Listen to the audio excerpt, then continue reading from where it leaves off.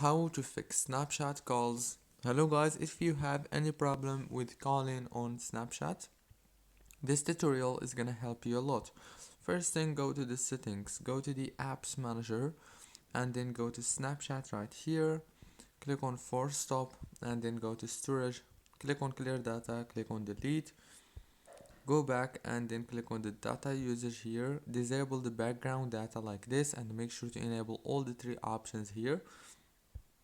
Go back to the settings on your phone, go to the wireless and networks, go to the airplane mode, enable it, and then disable it, and then go to the Wi-Fi.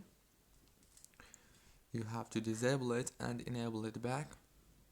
And if you are unable to change the network or the Wi-Fi, change it. And that's it. Don't forget to like, subscribe.